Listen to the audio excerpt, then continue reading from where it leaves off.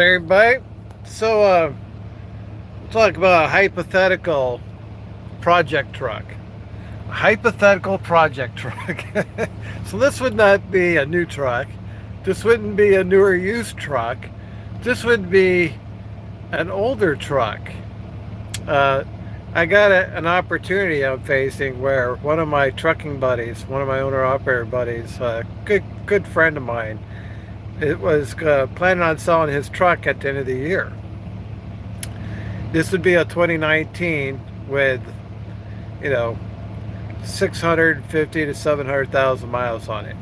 Not ideal, you know, but I'm still considering it. I, I'm in the market to purchase my third truck, and that wouldn't be my first choice, but I might consider it. There's pros and cons for each of your choices. So buying a high mileage truck like this truck, a project truck, some of the pros are you could pay cash for it. That's always a big plus. And then you wouldn't have a speed limiter because it's paid for. You wouldn't have a required maintenance account because it's paid for. You would have the title because it's paid for. So no one could ever take it away from you.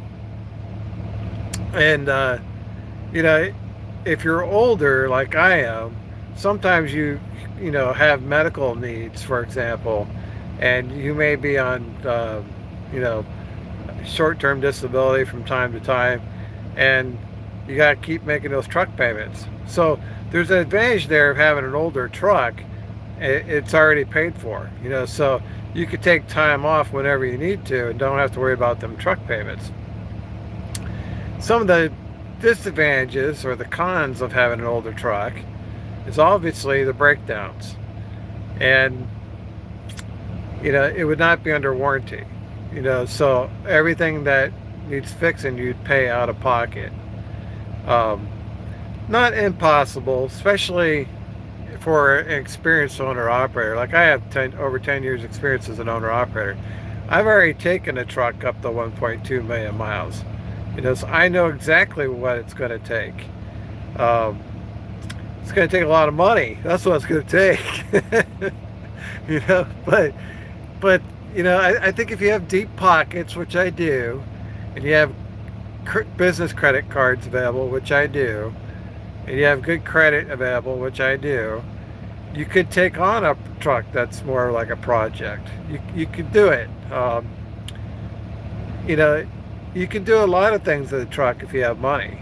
I mean, at 650,000 miles, it may not need anything for the first 6 months. That would be pure profit, because you're going to be gross. You're going to have a net income of over $10,000 for the month, easy. And if it doesn't need anything for 6 months, you could net 60 grand, in the first 6 months. Now you may have only paid anywhere from 10 to 20 grand for the truck. So enormous opportunity there for profit, huge opportunity for profit. But if it breaks down, now you got to put money in it, and it because it's not under warranty. I mean, if the one box goes, that could be 20 grand. If the DEF system goes, that could be 10 grand. A fuel pump could be 5 grand. Radiator be another 5 to 7 grand. Um, if it needs new fuel injectors, 5 grand. So the risk is high. That's the problem. The risk is high. But often in business, if there's no risk, there's no reward. So high risk, high reward. That's the scenario you're facing. It's a high risk truck with the upside potential for high reward. But if you have bad luck, you will be putting money in it from the very beginning. And once you put money in a project truck, um, the only way to get your money back is to run the miles. And then the more miles you run, the more repairs it's going to need. it becomes a money pit. It really does. Um, it still may be worth it. Now, I've known owner operators who held on to their trucks, and when they got up to 700 or 800,000 miles, they did an in-frame overhaul. An in-frame overhaul would probably be about $30,000. I haven't looked at the price recently, but probably right around 30,000 for an in-frame. Out of frame could be much higher. So you could do an in-frame, and you could take a truck like this, um, which would be a 2019 Freightliner Cascadia DD15 automatic. You could take it up to 1.5 million miles if you did the in-frame. Now the axles are rated for 1.5 million miles. So you probably could go beyond that, but that's what they're rated for. Um, these are considered throwaway trucks, but you know, some guys don't throw them away. Some guys take that as an opportunity. They'll have a truck that's paid for, and they'll pay as they go. They will take on all the risk. And it it's a different strategy. I don't know if it's the best strategy or advisable strategy. I'll just say it's a different strategy. Now, one of the things that I would consider doing if I was to go this route would be, um, I may do an in-frame, because the truck would be paid for. So I would always have the title for it. So I would do an in-frame probably around 800,000 miles. I may put on a used APU, not a brand new one, but a used one. You can go to APU Center, which is in, I think, Joplin, Missouri, and get you a used APU. Put it on there. That would, now you're got a pretty nice ride because you got an in-frame overhaul on the truck, and you got a used APU on the truck, and it's paid for. So you may put, like in-frame would be 30 grand, APU maybe, I don't know, several thousand to 10,000. So you could take it as a project truck and say, put $40,000 into it so that you can run it all the way up to 1.5 million miles. Um, and that's all tax deductions. You write everything off. That'll save on your taxes. Um, you say, why would you do that? Well, used truck prices are still high. Even for a truck with 400,000 miles on it, they still want $80,000 for that truck. And that's a lot of money. And instead, if you had some money to work with, not now this may not be the best strategy for somebody who's first starting out because they may not have enough money to pull this off. But if you have enough money, which I do, you could buy a higher mileage truck, put 40 grand in it, and still run it for the next 3 years. So you could spend 80 grand for a lower mileage truck and run it for 3 years, or you could put 40 grand into a high mileage truck and run it for 3 years. And hypothetically, you would come out ahead of the game by $40,000. Hypothetically, but if the breakdowns add up, then you may not be saving money after all. Uh, having gone down this road before, one of the problems I ran into was Crete was getting tired of my breakdowns. I was broke down on the road all the time. I could not keep the truck on the road. Now that was a 2012 Freightliner Cascadia. That was a 125 model. These 126 models seem to be better built. So you may have better luck than with the 125. But I could not keep that 125 model on the road. And it created problems for the customers because I couldn't deliver the load.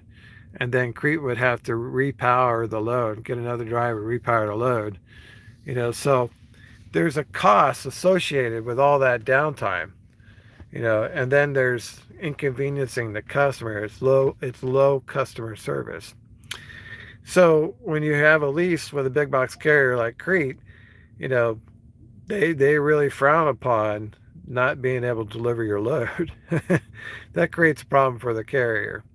So that's one of the disadvantages.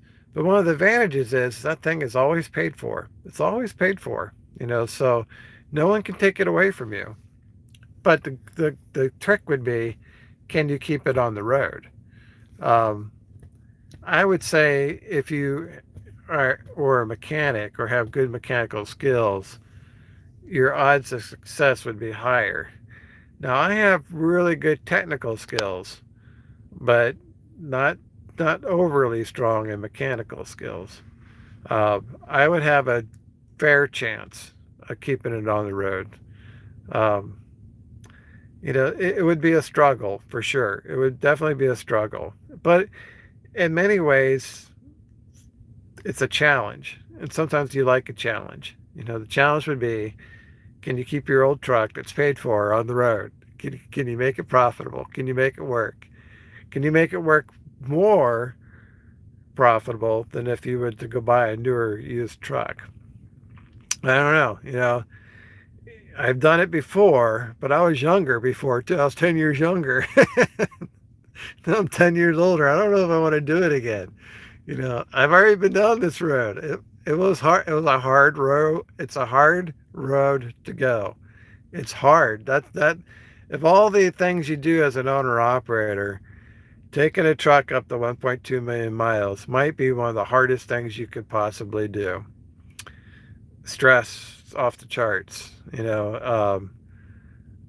but it's also a great challenge. And if you could do it, then you've really accomplished something.